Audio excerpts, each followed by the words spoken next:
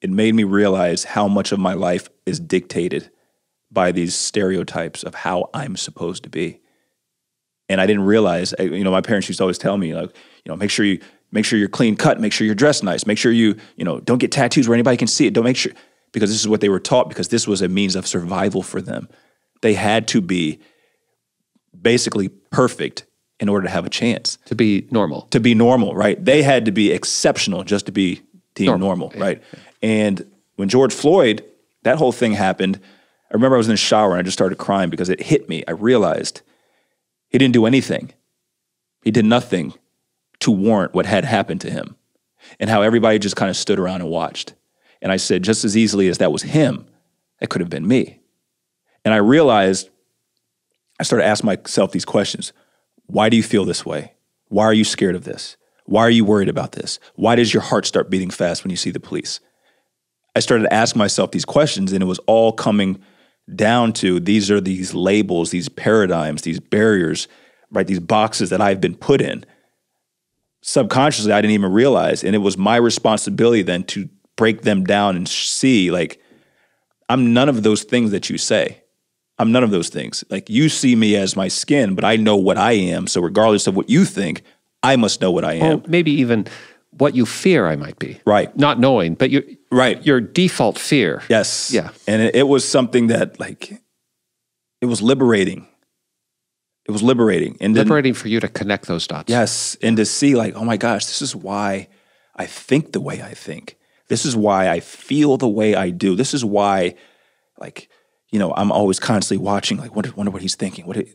This was like, and I learned that actually DNA actually gets passed down, right? And, my parents dealt with it. Their parents dealt with it. Their parents were slaves. And this got passed down to me.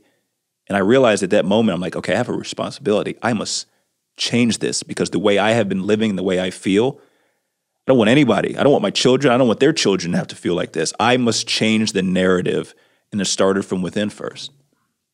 And so how are you doing that? Loving, treating everybody. It's going to sound cliche-ish, but how I would want to be treated. But I realized I must first treat myself that way first, because how I treat you is really a reflection of how I treat myself. So, I had difficult conversations all summer with people who I thought, I'm not going to say they weren't friends, but to hear their perspective on people who have skin colored the way I do was interesting, right? This is one thing I will say, 2020 brought everything to the surface so you could see what everybody was really thinking. And even in those moments when someone told me, like, I feel this way about black people, I feel this, I realized I still have to love you. I have to overcome that. I have to overcome that. And in order to do that, I must love myself.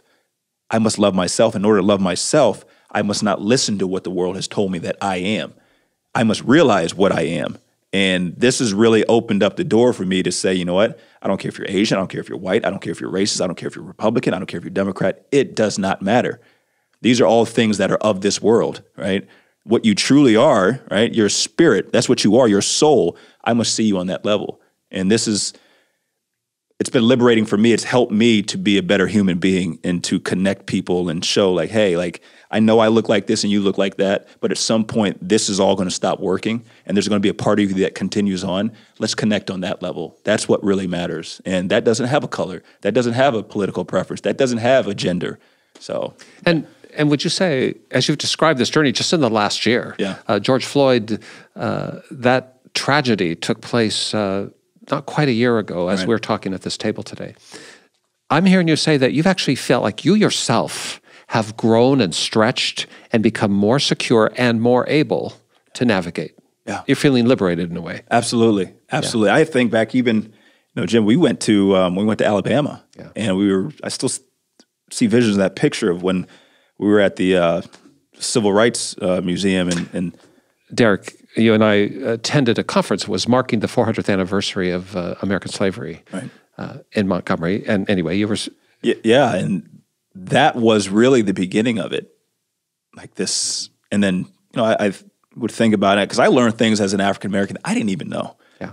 And, if you don't learn history, it's bound to repeat itself. So, like, learning it and seeing And then, like I said, everything happened with George Floyd, and then all the social injustice going on, and then this internal shift with myself. It was like, okay, there's an opportunity here to start like making the world a better place.